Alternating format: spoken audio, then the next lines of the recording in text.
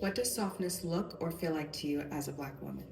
Being intentional with my time and my space and the relationships that I invest in. Saying no to things. Not being on the go, not always being busy. Being gentle with myself, not putting the same expectations that others put on me honoring like my emotions, my heart, my mind, being diligent about like, what is it that I need in this moment? Giving myself grace and space to make mistakes. I think of like comfort, relaxing, warm, cozy, just like calm. Operating in your power, not what the world thinks you should be, but what aligns with your values and your belief, and literally like what excites your soul and your spirit. Letting go and being free, not having to worry, not having to be somebody that you're not, just kind of just being. Doing what I want when I want, also slowing down, not moving with urgency all the time and going with the hustle and bustle, always doing your same routine, I think is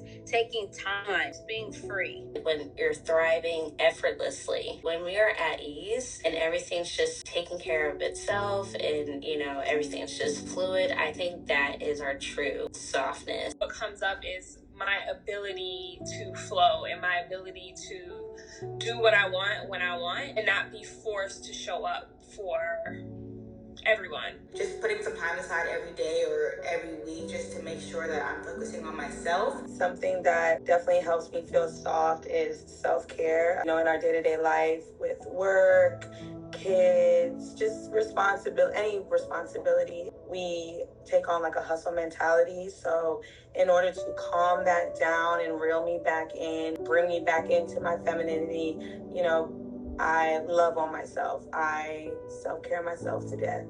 Rest is necessary, but for many of us, it can feel like a luxury. While pursuing your goals, have you ever struggled with guilt around slowing down?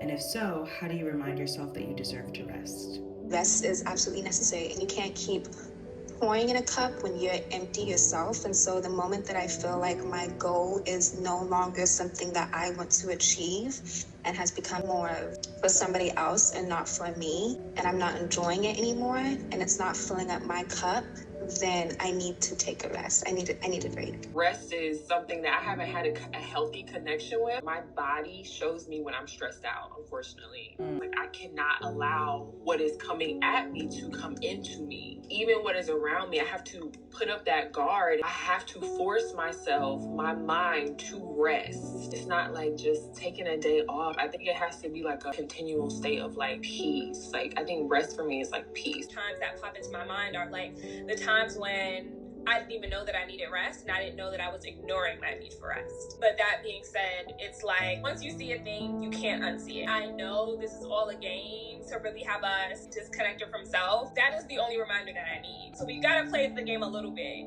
but like actually none of this will crumble if I stop. So yeah, my reminder is being free from the indoctrination. I have been in like such a slow season right now. It has been a little bit difficult, more so for me, because there's been so much space of not doing something. So it almost feels like, there's something wrong. I feel like I'm resting too much in a sense. What's been sort of like translated to me, or how I understand what it means to, I guess, be successful is like you're always doing something. I've also learned that there are different types of rest: spiritual rest, mental rest, and then physical too. I guess I have a basic understanding or definition of rest, but it's like something that I'm still learning, and like I'm realizing that there's like different categories and layers to it.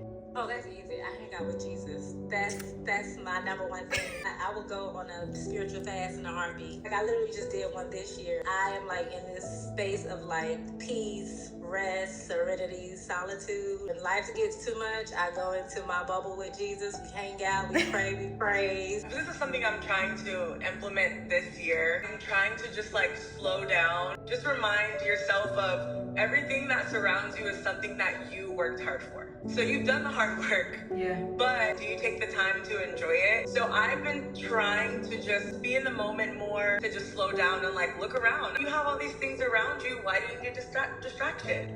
You've worked for all of this. Just relax. I feel like I've gotten to a point in my life where I've leaned more on my faith to kind of guide me. I'm a big believer of God. He was able to accomplish a lot of things, but also still had moments for rest. And he wasn't guilty because he knows that he was going to be able to fulfill his purpose anyway. So I kind of use that as my example. You know, he was able to take rest for himself, then why can't I do that for myself? I shouldn't feel guilty because obviously all the things that I'm going after are things that he's put in my path for me to accomplish. So they're going to still be there. I definitely have the guilt sometimes in slowing down, but I think as I get older in general, the biggest thing for me is reminding myself the goals and dreams, the things that I'm chasing, I will no longer be able to chase or achieve those goals if I don't slow down sometimes, if I don't listen to my body. I feel like I struggled with that 2 years ago. It just felt like everything was happening at once, like school, work, life, and I never took time for me. But now I'm trying to work on finding pockets in my week instead of waiting for like a special occasion to rest. Like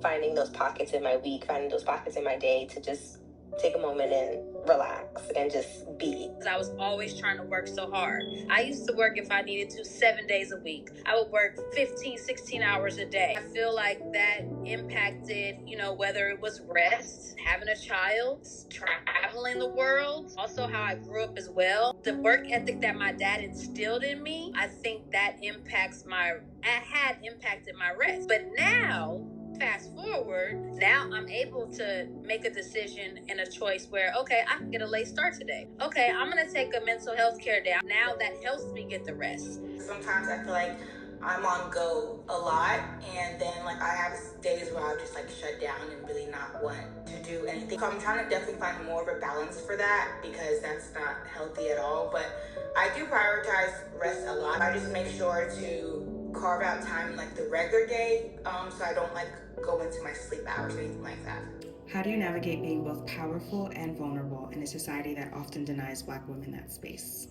I was always told, and I still am told, that I'm very soft-spoken. I've learned that I can be soft-spoken, but I can still speak with authority. I do have strength, and it just looks different from everybody else. It might not be as loud, it might not be as impactful, but even the small things, I guess, about myself, the quietness, the meekfulness, the humility, I think that in itself is strength. And it doesn't have to be a leadership, big, loud, out there in front of everybody type of thing. Learning to harmonize both of them.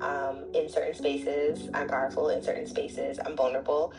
In certain spaces, I'm both. And both of these things can coexist. And I think that's one of the things that as Black women, the world sees that we're either this or that, but we can be both because, we're not a monolith. We're all so different. I try to balance it out in the different roles that I play in my life. Really being able to preserve that softness and vulnerability lies in my relationships. Platonic, romantic, familial, and just surrounding myself by people who value me and have the same values that I have is just a constant loving reminder of like, there is safety here. So you can be vulnerable, you can be soft, and you don't have to like fight the world. So it's really, for me, my tribe, my community. I'm learning that there's a way to still be powerful and be in a place of authority, but also still be able to communicate and be like reachable. I think it really requires vulnerability and also a level of owning it. Like I have to own that I deserve to be here. And then the humility of that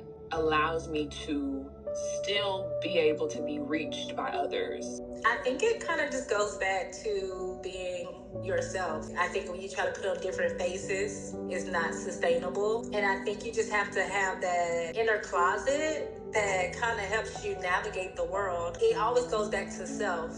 Like if there's nobody else in the world, no friends, no family, like who are you? And I think you have to define who you are so that you can have that balance. So that when you get pulled left, you can go back to your center and say, no, this is who I am. When you get pulled right, you come back to your center. So you have to have like that internal map so that way you don't fall by the wayside when you just following the crowd. You have to come back to your center, which is your values and your beliefs. I'm learning to be more vulnerable, and there are a lot of moments where it definitely feels uncomfortable because it's not something that I'm used to. I think that I'm more so learning to navigate it rather than actually like having like a good hold on it. Yeah. Know my angle. I know who I am. I'm confident who I am, so it doesn't even feel right to me to show up as anything less. So I am bold. I am ambitious. How the world takes that is how they take it.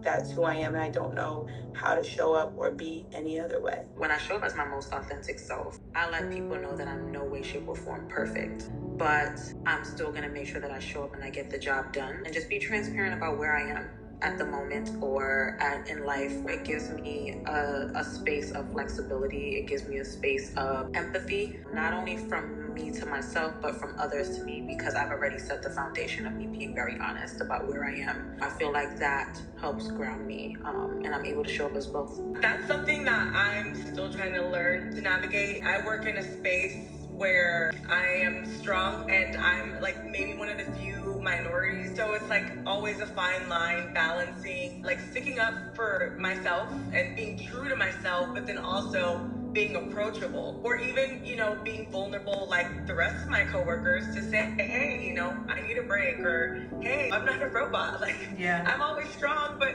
I need time off too. It's something that I think I'm still working on. But I think if you're true to yourself and you're just authentic, however it comes off to somebody, it's gonna come off that way. All I can do is just be comfortable with knowing that I'm like being true to myself. I have to know that I am worthy. If I carry that instead of the validation of other people trying to recognize my power, I don't need them to recognize it. And I think that is very intimidating to people, but I know who I am and the power that I hold within me. And when I do get reached out with negativity, or somebody thinks that you're in secret competition, I'm like, honey, I don't know what you're talking about, but I'm just trying to be better than what I was yesterday. Just remembering that, I'm in my own lane. Once you realize that you have your own spark, your own power within, it really doesn't matter what other people think, because if they're intimidated by that, then that's something that they have to go heal on. If you had to describe being a Black woman in one word,